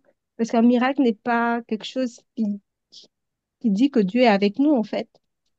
On le voit avec Paul, on parle de Paul, et Paul a demandé à plusieurs reprises d'être guéri, et Dieu lui a dit, ma grâce te suffit. Donc, c'est pas parce qu'il n'a pas été guéri que Dieu l'a abandonné ou Donc voilà, donc il faut que nous puissions avoir vraiment du discernement nécessaire. Très bien, merci William. Donc nous n'avons pas de main levée. Il y a une question encore dans le chat? Bah, Alors je vais regarder. c'est la même personne. Ah, c'est la Levez même la main personne. iPhone. Levez la main iPhone puisque c'est mieux à l'oral. À Bah, moins, si la personne veut bien. iPhone, à moins que vous soyez un agent, c'est pas, du renseignement, bon, vous êtes la bienvenue ici. Mais mettez votre truc, vous pour vous exprimer, comme ça va être plus simple. Vous vous le Qu'est-ce dites que vous-même c'est? en fait. En Qu'est-ce fait, iPhone le dit elle-même. C'est que qu'est-ce qu'elle pose comme euh, si question? elle est où iPhone? Je vais essayer de lui donner la parole si elle veut bien. Quelle est la Il n'y a question pas qui de est posée par bouton, hein. Quelle est la question qui est posée par iPhone? Parce qu'elle Alors, dit Elle vas-y. dit que le Saint-Esprit est une condition nécessaire, comme c'est une règle après le baptême, d'avoir l'imposition des mains. Bon, quand je lis Acte 8, je ne vois pas la même chose. Dans le verset 17, on dit, Pierre et Jean leur imposaient les mains, ils reçurent le Saint-Esprit. Alors Simon vit que le Saint-Esprit était donné par imposition des mains des apôtres. Remarque bien, c'est Simon qui voit parce qu'il a vu un exemple devant lui. Et Simon pense que c'est comme ça qu'on reçoit le Saint-Esprit. C'est pourquoi il dit, il leur offrit de l'argent en disant, accordez-moi ce pouvoir afin que celui à qui j'impose les mains reçoive le Saint-Esprit. Mais vous me remarquez bien, c'est Simon le magicien qui montre qu'il n'a jamais, il n'est pas venu vers Jésus pour les bonnes raisons. Il a toujours pensé que maintenant sa magie va être transformée au nom de Jésus. Alors, j'ai vu comment vous avez imposé les mains. Je pense que c'est comme ça que vous allez qu'on doit recevoir le Saint-Esprit. Donnez-moi aussi ce pouvoir, je vais le faire. Mais ce n'est pas dit que vous voyez la différence dans le texte, en fait. C'est Hmm. pour ça que c'est très important de lire la Bible précieusement, pas juste survoler. j'ai activé le micro d'iPhone. Vous pouvez Ah, ça y parler, est? iPhone. Ok, Oui, Oui, d'accord. merci. bonjour. Bonjour, Bonjour, merci. bonjour. Euh, quand, par rapport à l'imposition des mains, Mhm, quand on lit le texte de Actes, mhm, effectivement, c'est Simon qui voit que la Saint-Esprit est donné par l'imposition des mains, mhm. mais il y a beaucoup de miracles faits par les apôtres ont été accomplis aussi après imposition des mains. Donnez-moi Donc, l'exemple, s'il vous plaît. l'esprit intervient après imposition des mains. Il y a beaucoup d'exemples qui montrent que l'imposition des mains est Donnez-nous les liée textes à la bibliques. réception de l'esprit. Et dans le texte de Actes, euh, le texte en parle comme si c'était une évidence. Il ne remet pas en cause la vision de Simon. Oui, Dit, mais le texte dit, quand Simon a vu que c'était par l'imposition des mains, il a voulu aussi avoir ce don, mais comme si c'était un fait établi. Et ça n'est pas remis en cause. William? Je veux réitérer encore ma question parce que je ne veux pas perdre mon temps là-dessus. Ce n'est même pas un sujet ni salutaire ni rien du tout. Je veux seulement vous poser une question simple. Avez-vous vu un commandement dans ce texte-là? Donc, maintenant, Simon est votre référence parce qu'il n'a pas contesté. Ils n'ont pas contesté cela. Donc, Simon est votre référence en matière de savoir comment on reçoit le Saint-Esprit? Non, c'est Acte qui est ma référence. Ma référence dit que Simon a observé une chose et il a voulu Il a en vu, profiter. mais ils ont imposé les mains. Mais pourquoi Pierre, le même Pierre n'a pas posé les mains chez Corneille? Hmm. Euh, Allez lire Acte chapitre 10, la partie verset 44. iPhone, j'ai même envie de vous dire, Jésus n'a pas eu l'imposition des mains, donc il n'a pas Non, reçu le Saint-Esprit. non, Marie-France, n'allons même pas d'abord sur Jésus. Allons dans Oui, Acte mais chapitre c'est 10, la référence. monsieur iPhone. Allons dans Acte oui, chapitre 10. Vous me Acte, donnez Acte chapitre Acte 10. chapitre 10. Acte chapitre 10, oui. Alors, Vous êtes là, Acte oui, 10? je suis là, oui. Acte Super. chapitre Sinon, 10, oui. on va aller à partir du verset 44. Vous pouvez lire, monsieur iPhone. Lisez. Alors, comme Pierre prononçait encore ces mots, le Saint-Esprit descendit sur tous ceux qui écoutaient la parole. Hmm. D'accord? Tous les fidèles circoncis qui étaient venus avec Pierre furent étonnés de ce que le don du Saint-Esprit était aussi répandu sur les païens. OK. Est-ce que Oui, vous avez vu une imposition de main là-bas, monsieur iPhone? effectivement, il n'y a pas eu d'imposition des mains, Voilà, mais maintenant, ça n'est non, pas non, parce non, que non, non, non, non, non, non, non. ça n'est pas, Il faut mais si, toujours, Attendez, monsieur iPhone, laissez-moi terminer. laissez-le terminer. Ouais. ok, Toujours il faut donner, quand vous dites qu'on doit le faire par imposition de main, vous êtes hors contexte biblique. Le même Pierre n'impose pas la main ici. Donc, dans un cas où il fait quelque chose, donc, parce que Paul, maintenant, Acte chapitre 2. Après, on va aller dans Acte chapitre 16. Oui, Acte chapitre 2. chapitre 2, oui. Vous pouvez lire le verset 1 à 4. Alors, euh, le jour de la Pentecôte, ils étaient tous, oui, effectivement, ils étaient tous ensemble dans le même lieu. Tout à coup, il vint du ciel un bruit comme celui d'un vent impétueux et il remplit toute la maison où ils étaient assis. Des langues semblables à des langues de feu leur apparurent, séparées les unes des autres, et se posèrent sur chacun d'eux. Et ils furent Oui. tous remplis du Saint-Esprit et se mirent à parler en d'autres langues selon que l'Esprit leur donnait de s'exprimer. Ok, ils ont reçu le Saint-Esprit. Comment ça s'est passé là? Alors, effectivement, il n'y a absolument pas eu d'imposition des mains. Dans ce cas-là, comme dans l'autre, il s'agit d'une foule et non pas d'un individu isolé. Ça va? Bon, vous Oui, savez, Kevin. si c'est votre croyance, Non, non, c'est pas non, non, non, ça je n'est veux pas une pas. croyance, Non, c'est une, non, une recherche de compréhension. mais ce n'est pas. Vous êtes en train de vouloir faire dire le texte biblique, ce qui n'est pas le cas, monsieur iPhone. Ce n'est pas le cas. Il n'y a aucun texte biblique qui te dit qu'on doit imposer les mains pour recevoir le Saint-Esprit. Et la Bible te dit, même dans 1 Timothée 5, verset 22, n'imposez pas les mains avec précipitation. Parce qu'on imposait les mains pour le guérir les personnes, tout ça. Il dit, n'imposez pas les mains avec précipitation. Mais il n'y a aucun commandement. On peut recevoir le Saint-Esprit individuellement, comme collectivement, avec que le Seigneur te donne le Saint-Esprit. Donc, si vous voulez faire des saints commandements, vous êtes libre. C'est votre croyance, mais ce n'est pas biblique. Et nous Oui. respectons les croyances, les opinions des gens. Alors, Maintenant, Mais donnez-moi, vous avez dit individuel, montrez-moi où Jésus a reçu le Saint-Esprit. non, non, et, et ça n'oblige pas Dieu ça n'empêche pas que Dieu peut opérer selon son bon vouloir. L'Esprit souffle où il veut, ça, et c'est évident. Mais dans la mission des apôtres, dans ce que je comprends de Acte 8, euh, la manière de faire des apôtres était celle-là. Maintenant, Vous c'est avez la vu, Bible qui est la seule juge. vous avez vu un exemple excusez-moi, et vous voulez faire de ça une doctrine. Et c'est ça Non, le danger. C'est c'est ça une. le danger des religions dans le monde. Ça veut dire, vous voyez, on vous décrit un scénario. Oui, ah, ça veut dire que c'est ça. Je vous donne un exemple. Acte chapitre 16. Quand vous partez à Acte chapitre 16, Paul prend Timothée, il va le faire circoncis. Pourquoi vous ne partez, quand vous partez évangéliser, pourquoi vous ne prenez pas les hommes qui sont là, qui ne sont pas circoncis? Pourquoi vous ne partez pas les circoncis? Il a fait Acte chapitre 16. Vous lisez le Oui, verset 1 à 5. Paul oui. prend Timothée et parle circoncis avant de l'amener pour évangéliser avec lui.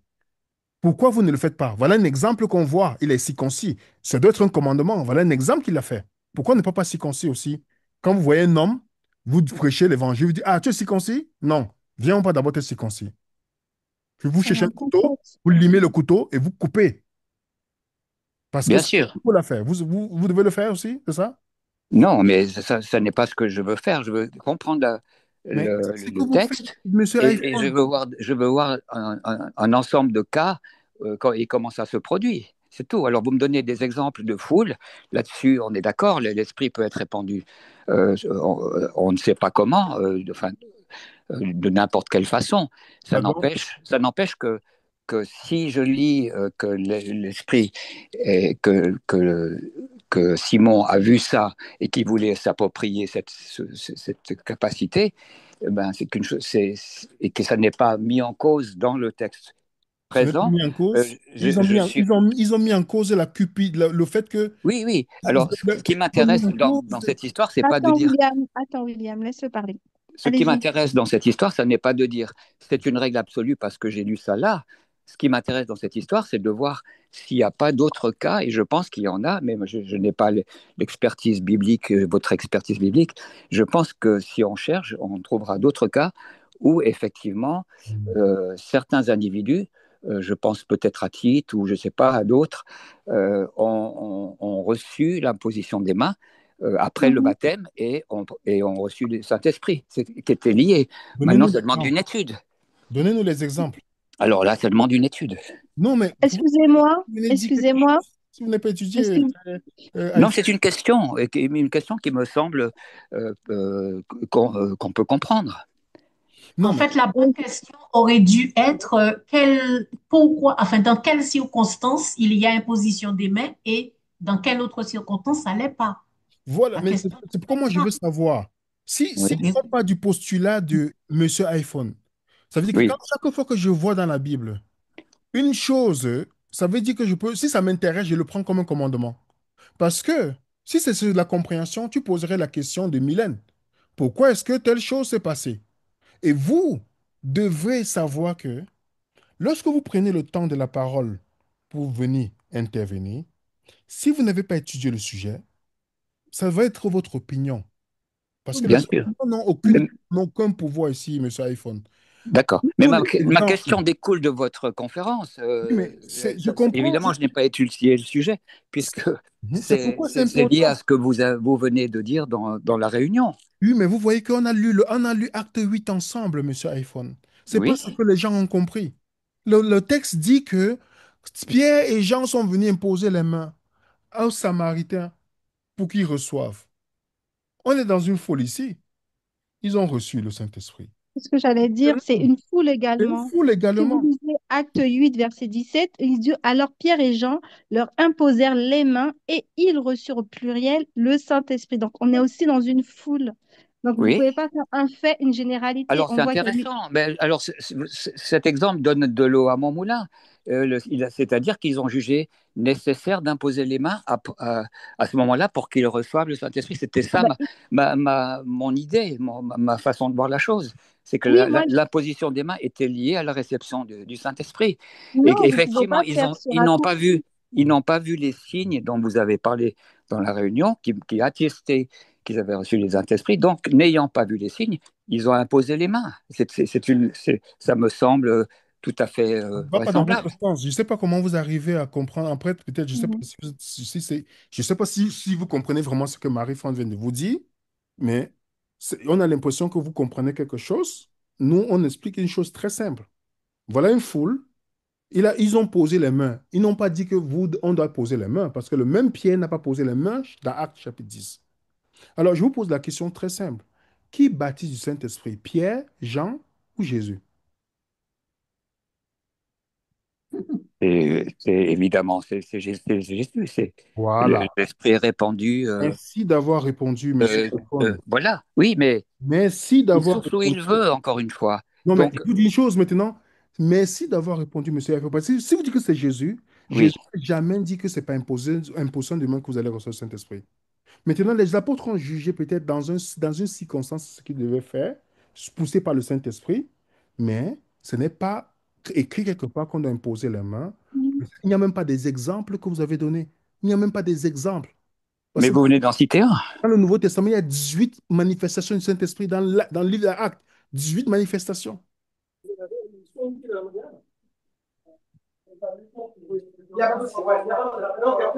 En tout Ah, cas, il y a qui, merci. En tout cas, merci pour votre question. Il y a une autre question?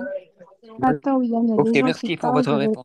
Merci Merci beaucoup. à vous. Merci, iPhone. Merci, au revoir. Oui, donc, soyons vraiment, ben, le discernement est vraiment nécessaire, que le Saint-Esprit vraiment nous guide. Et oui, soyons indulgents les uns aussi envers les autres. Donc, j'espère que iPhone, le Saint-Esprit va le convaincre. C'est pas nous qui allons le convaincre. Non, Alors, je regarde s'il y a des mains levées. vous ne pouvez Pardon? pas. Il faut comprendre une chose. On ne peut Mhm, pas convaincre les gens. L'objectif de venir, nous ne sommes pas le Saint-Esprit. Jean chapitre 16, il dit que mhm, je vous convaincra. Personne ne peut convaincre quelqu'un ici. tout à La fait. seule chose que nous devons savoir, c'est qu'il ne faut jamais prendre un texte ou un contexte, un exemple par exemple dans la Bible, où on décrit une circonstance et directement dans notre esprit, on pense que la circonstance est une norme qu'on doit appliquer dans notre vie. C'est pas ça. Il faut faire la différence entre ce qui est décrit et ce qui est prescrit. Le don du Saint-Esprit est donné. C'est Jésus qui baptise du Saint-Esprit. Et il n'a jamais recommandé que ce soit par imposition de main ou par quoi que ce soit. C'est lui. Et à ce moment-là, il y a une raison pour laquelle dans l'Ancienne Alliance, la fin de l'Ancienne Alliance, que les disciples devaient voir une manifestation du Saint-Esprit. Parce que c'était promis dans l'Ancien Testament.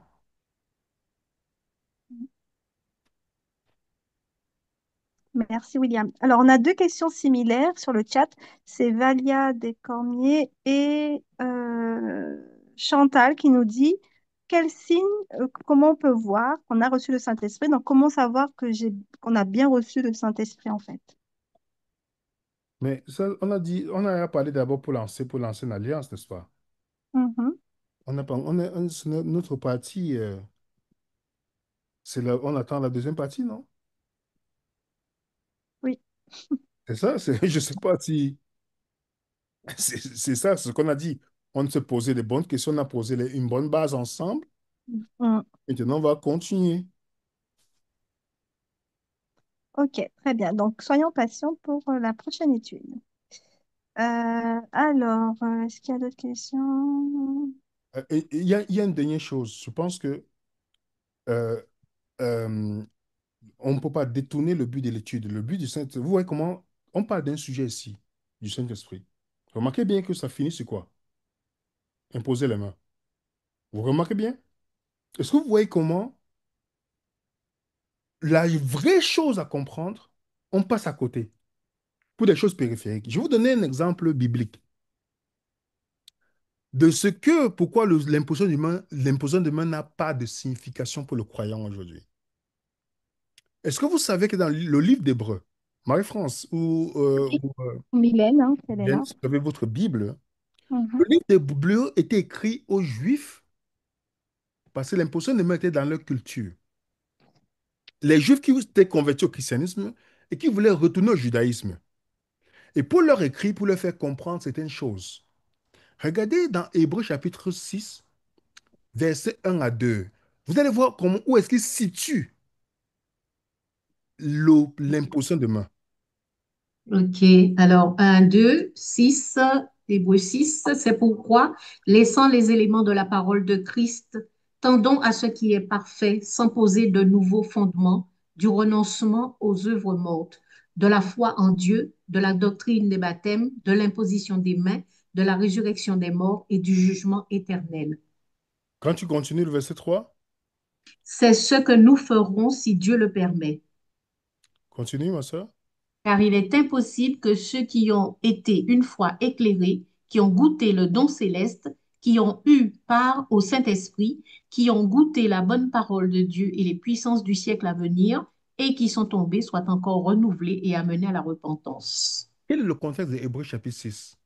Si vous voulez comprendre le contexte d'Hébreu 6, verset 6, vous partez dans le chapitre 5.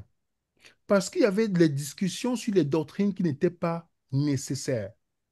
Mm. Et regardez le verset Hébreu chapitre 5, le verset 11 au verset 14. Alors, nous avons beaucoup à dire là-dessus et des choses difficiles à expliquer parce que vous êtes devenus lents à comprendre. Vous, en effet, qui depuis longtemps devriez être des maîtres, vous avez encore besoin qu'on vous enseigne les premiers rudiments des oracles de Dieu. Vous en êtes venus à avoir besoin de lait et non de nourriture solide. Car, or, quiconque en est au lait n'a pas l'expérience de la parole de justice, car il est un enfant. Mais la nourriture solide est pour les hommes faits, pour ceux dont le jugement est exercé par l'usage à discerner ce qui est bien et ce qui est mal. Il introduit justement en disant que ceux qui sont encore en train de discuter sur quoi le baptême, sur toutes ces choses-là, vous êtes encore sur le lait spirituel. C'est le lait spirituel, toutes ces choses-là. Il dit, moi, depuis longtemps, vous devez être des enseignants. En fait, le focus de la foi chrétienne ne se base pas sur tous ces rituels-là, en fait. La chose fondamentale que nous devons retenir de cette étude, et si nous l'avons retenu, c'est que je peux avoir le Saint-Esprit et le savoir. C'est ça le point. Ce n'est pas si on m'a posé la main ou on m'a versé de l'huile sur le corps. Non. C'est ça que nous devons savoir. Comment, dans l'ancienne alliance, ces gens-là ont su, avec les évidences, parce qu'il y avait une promesse dans la Bible. Moi, chrétien, quelle est ma promesse alors? Et comment, à travers cette promesse, je peux savoir si j'ai reçu? C'est pourquoi j'ai terminé l'étude avec la réflexion, pour que chacun d'entre nous, à travers cette réflexion, pas chercher cette semaine, et quand on va revenir, on va faire l'exposé. La semaine prochaine, je ne vais pas faire l'étude comme habituellement, et vous allez venir avec la promesse. On va décortiquer ensemble la promesse. Parce que c'est ça, lancer le débat. On a vu l'ancienne alliance, comment ça s'est passé, et après, comment ça va se passer avec nous. Quelle est notre promesse et comment on peut savoir que quelqu'un a le Saint-Esprit dans la nouvelle alliance. Voilà le point important, les amis. Merci, William. Nous avions Chantal qui avait levé la main, donc je ne sais pas si on a peut-être répondu à votre question. Donc, Chantal, donc si vous voulez lever la main de nouveau. Et il y a aussi le commentaire d'Alain qui dit, la pratique et la méthode ne peuvent pas donner le Saint-Esprit. Oui, si c'était imposer les mains, c'est que tous ces charismatiques-là sont remplis du vrai Saint-Esprit. Ils ont posé les mains depuis longtemps. Donc, comprenons que ce qui nous importe ici, là, moi, c'est ce qui me choque dans ma lecture, c'est de dire, mais c'était évident que ces gens ont le Saint-Esprit. Pourquoi est-ce que quand on regarde les chrétiens aujourd'hui, on est plutôt un mauvais témoignage entre nous et au monde? Pourtant, ces gens-là, ils ont vu Pierre. Ils ont vu que mais ces gens-ci ne sont plus comme avant. Vous n'avez pas remarqué? Le même Pierre avait peur, qui avait peur. Qu'est-ce qui s'est passé avec notre cher Pierre? C'est lui qui a dit, il est préférable Mm, d'obéir à Dieu qu'aux hommes. Comment, c'est qu'est-ce ça. que c'est, comment c'est possible? Qu'est-ce qui s'est passé? J'ai manqué quelque chose? Voilà les questions que moi j'ai.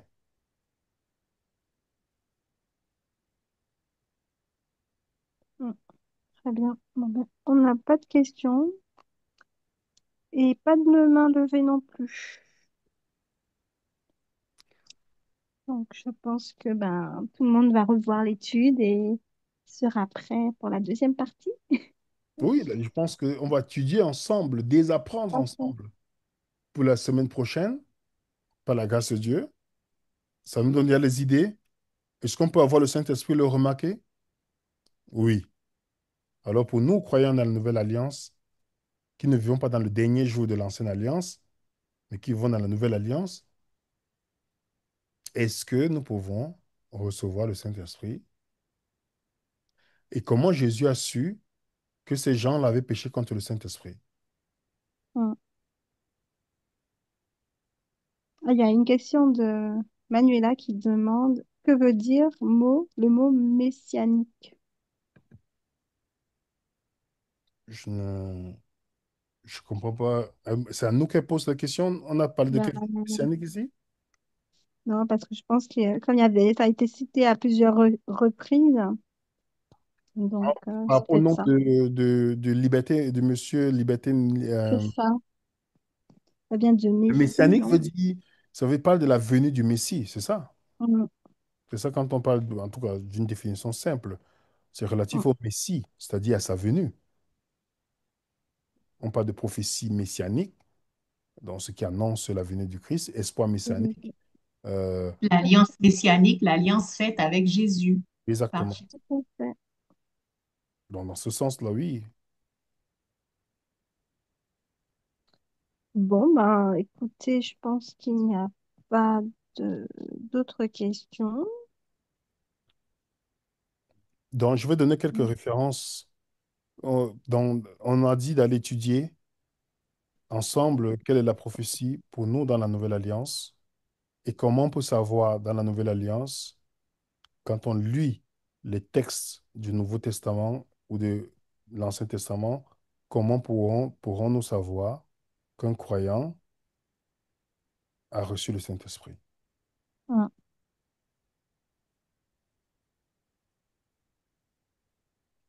Donc voilà, et s'il y a des questions, il n'y a plus de questions, on va arrêter. Je vous laisse clôturer. Il n'y a plus de questions. Il y a une autre question. J'ai vu une autre question là-bas. Il y a une autre question là? Il n'y avait pas par rapport à Judas, je ne sais pas si tu l'as lu celle-là. Non, j'ai pas lu. C'est quoi? Oui, Non, alors c'est Judas. Est-ce que Judas avait reçu le Saint-Esprit? Parce qu'il évangélisait aussi et à la fin il a trahi. C'est une question de phrasie. ah, Très- je sais pas. Ça peut être une bonne question, mais il faut qu'on puisse comprendre le contexte. Dans Jean chapitre 14, Jésus dit quelque chose de très intéressant. Est-ce que tu peux lire pour nous le verset 16 à 17, s'il te plaît, dans Jean 14? Alors, Jean 14, 13 à 17. Alors, alors 16 à 17. Et moi, je prierai le Père et il vous donnera un autre consolateur afin qu'il demeure éternellement avec vous. L'Esprit de vérité que le monde ne peut recevoir parce qu'il ne le voit point et ne le connaît point. Mais vous, vous le connaissez car il demeure en vous et il sera en vous. Il faut voir le texte, je ne sais pas quelle version tu as lu. Un second. Tu as dit qu'il demeure avec vous, c'est ça? Oui. OK. Euh, Il viendra, il sera en vous, ouais. Il demeure avec vous et il sera en vous. voilà. Tu vois que il y a une chose intéressante ici. Quand Jésus était avec les disciples, le Saint-Esprit était avec eux. On est d'accord? Mhm. Mais une fois que Jésus est parti, le Saint-Esprit, Jésus annonce que le Saint-Esprit va aller où? En eux. En eux. C'est dans le futur. Donc, le Saint-Esprit peut être avec, comme c'était avec les Juifs, mais ce n'était pas en eux. Vous voyez la différence? Le Mhm, Saint-Esprit est avec vous présent et il sera en vous futur. Vous voyez la différence? Quand le Saint-Esprit Mhm. était avec les disciples, dans Jean 14, Judas n'est plus là, hein. Judas n'est plus là. Et après, on voit comment Jésus prie dans le livre de Jean que les disciples reçoivent le Saint-Esprit, souffle sur eux. Vous remarquez, Judas n'est plus là. Le Saint-Esprit n'est pas en Judas. Et une autre chose aussi, la manifestation du Saint-Esprit dans sa plénitude n'était pas encore présente. On peut lire dans Jean 7, verset 39, verset 38 à Jean, 39. Jean 7, 38 à 39.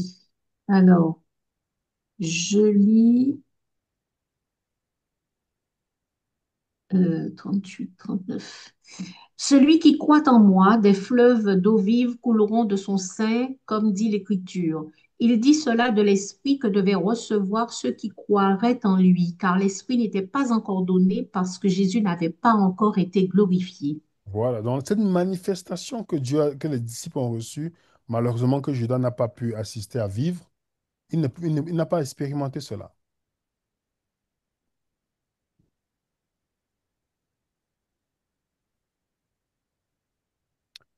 Donc voilà. Merci. Oui, alors pour la vidéo, donc tout le monde le demande. Pour la vidéo de la semaine dernière, c'est en cours. Donc soyez patients, on va vous la faire parvenir. Non, mais Celle de cette semaine, est-ce que Sandra, pardon? est-ce que Sandra y a téléchargé dans le cloud? Parce que j'avais dit à Sandra, pour enregistrer, c'est toujours bien d'enregistrer sur son ordinateur. Parce que Hmm, sur Ah le oui, cloud, c'est bonjour. difficile. Bonjour William. Oui, c'est bien enregistré dans le cloud et ça sera mis bientôt sur les groupes. On va faire le nécessaire. voilà, OK. donc soyez patients, ça arrive. Celle de cette semaine, d'aujourd'hui aussi, elle sera aussi disponible. Voilà, comme ça vous pourrez reprendre. Et il y a quelqu'un qui demandait est-ce qu'il y a des textes à revoir pour de la semaine, à étudier pour la semaine prochaine par rapport à la nouvelle Le alliance. but, c'est que chacun d'entre nous, on peut faire les recherches, chacun d'entre nous, D'accord. pour qu'on vienne avec les promesses que Dieu a données pour nous. Et comment on peut reconnaître que nous, demain, je ne demande pas d'aller fabriquer un appareil pour poser sur les gens pour dire, ah, tu n'as pas le Saint-Esprit, tu en as. Non. Quel est le texte qui va nous aider à Mm. identifier comme les autres l'ont identifié? Ouais, c'est bien, ce sera une bonne chose. Que tout le monde apporte sa pierre à l'édifice. Très bien. Bon, bah, écoutez, il n'y a pas de nouvelles questions, il n'y a pas de main levée. Et bien, nous allons clôturer notre étude de ce jour et puis nous allons prier pour mettre un terme à l'étude de ce jour. Très bien, prions. Tendre Père de trois fois saint, nous te disons merci. Merci pour ta parole qui est la vérité. Merci pour Jésus, le premier consolateur. Et comme nous l'avons si bien dit, il ne nous laisse pas orphelins et il nous a laissé le Saint-Esprit qui sera avec nous et surtout en nous, Seigneur. Donc, permets-nous de le recevoir et surtout, Seigneur, de comprendre ta parole, car c'est lui qui nous convainc de justice, de péché. C'est lui qui nous permet de cheminer avec toi et de faire ta volonté. Accompagne chacun de nous ici présents. Permets-nous d'avoir ta patience, ta douceur, ton amour, tous les fruits de l'esprit, justement, afin que nous puissions cheminer et que nous puissions grandir les uns avec les autres dans l'amour fraternel, comme Jésus l'a demandé. Ce sont les grâces que nous te réclamons par le nom puissant de ton Fils Jésus. Amen. Amen. Amen. Bonne étude à Amen. tous.